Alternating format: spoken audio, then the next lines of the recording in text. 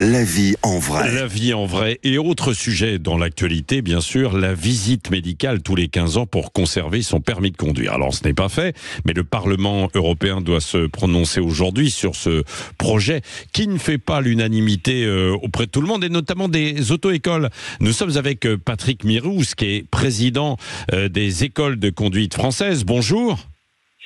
Oui, bonjour Patrick Roger. Merci d'être avec nous. Alors, qu'est-ce que vous pensez de cette mesure éventuelle ? Alors, en fait, je vais le dire comme ça, c'est une vraie fausse bonne idée. Oui. Il n'y a pas de sujet, il y a des incompatibilités à la conduite.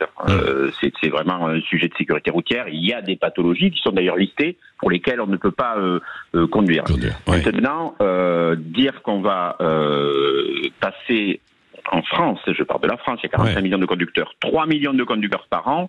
Je ne sais pas comment on va faire. En fait. Donc, déjà sur un plan pratique, oui. Vous dites que ce sera difficile parce que ce qui existe aujourd'hui, c'est pour des professionnels où il y a des visites régulières. Je pense aux chauffeurs de poids lourds, aux routiers, je crois les chauffeurs de taxi. Ça existe déjà. Hein.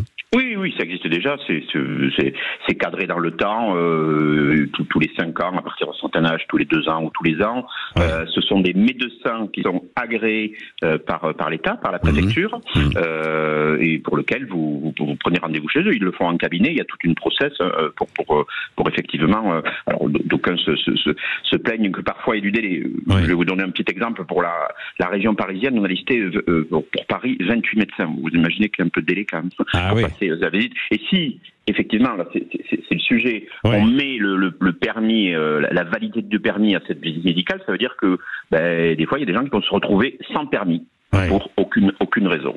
Ouais. Parce qu'ils n'auraient pas suffisamment le temps de passer leur visite médicale. C'est ça, c'est ce que vous voulez dire, quoi.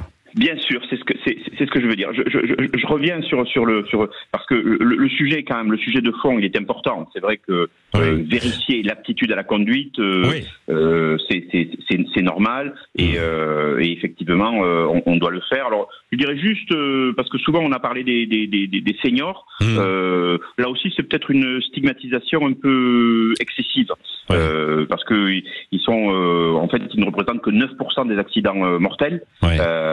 Et je crois que aujourd'hui la vraie solution, ça serait quoi la vraie solution ? Alors oui, c'est ça, parce que vous êtes un professionnel, hein, donc vous vous occupez des auto-écoles, donc des leçons, des conduites, vous apprenez et vous revoyez aussi des gens qui repassent leur permis. Quelle serait la solution selon vous alors ? Alors, la solution. Alors, juste pour dire un mot, nous, effectivement, on s'occupe, on apprend les gens à conduire, on fait la formation initiale. Puis, le permis, en fait, il n'existe pas à vie parce qu'il y a le permis à points aujourd'hui. Depuis une trentaine d'années, c'est-à-dire vous avez 12 points sur le permis. Si vous perdez vos points, vous n'avez plus de permis. Pour le repasser. Alors, la vraie solution, ça serait de s'appuyer sur le réseau des médecins généralistes qui connaissent bien leurs patients, généralistes ou spécialistes, et pour lesquels, effectivement, il faudrait qu'il y ait une consigne pour qu'ils puissent déceler l'incompatibilité à la conduite, qui est listée. On connaît ça, en fait. Et donc là, avec ça, on n'alourdit rien. En fait, on met pas de procédure complémentaire. Juste votre médecin traitant, s'il considère, ou votre ophtalmo, si vous n'avez pas le nombre de dixièmes nécessaires, c'est les 5 dixièmes total des 2 yeux, eh bien, vous n'avez pas le droit de conduire. Quoi. En fait, ça serait aussi simple que ça. Oui, mais est-ce que ça ne revient pas au même que d'essayer d'instituer un contrôle plus régulier ? Parce que il y en a qui ne vont pas souvent chez le médecin, donc qui ne seraient pas contrôlés, quoi. Qui ne vont pas, parce que les médecins traitants de famille, ça a tendance à disparaître de plus en plus, quoi. Oui, mais ce qu'il faudrait, vous avez tout à fait raison. Vous avez tout à fait raison. Nous, la crainte qu'on a, c'est de mettre en place un process qui, dès le départ, ne marche pas. Je ne sais pas si vous imaginez, il y a 45 millions de conducteurs. Ça veut dire qu'il faudrait faire 3 millions de visites médicales tous les ans. C'est juste.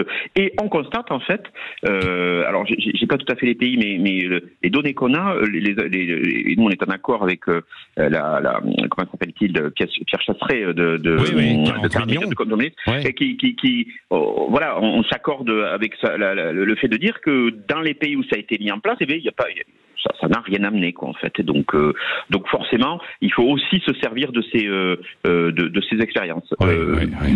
Moi, je crois que ce qu'on a besoin aujourd'hui, et pour plein de sujets dans notre beau pays qu'est la France, c'est d'avoir des mesures simples et pas de rajouter des procédures qui sont déjà très très présentes. Ouais.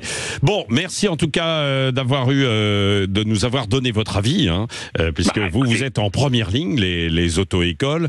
Ça va un petit peu mieux là pour le passage du permis. Je sais qu'il y avait eu à un moment donné un embouteillage en quelque sorte. C'était un petit peu compliqué. Ça s'améliore ou pas? D'un mot.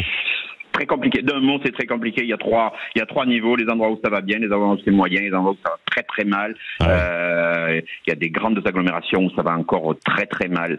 Hier, il y avait des manifestations sur la région parisienne parce que certains collègues, effectivement, n'ont pas suffisamment de place pour passer l'examen. Je sais que l'État est en train, à ce sujet-là, de débloquer des effectifs complémentaires et ça met un petit peu de temps pour former des personnes qui vont examiner. Bon, on verra. C'est un autre sujet, mais on en reparlera. Mais c'était bien, puisque c'était l'occasion de l'évoquer avec vous, Patrick Meyrousse, donc président des écoles de conduite françaises. Dans un instant, les grands titres de l'actualité. Et puis tout à l'heure, comment sera votre portable demain?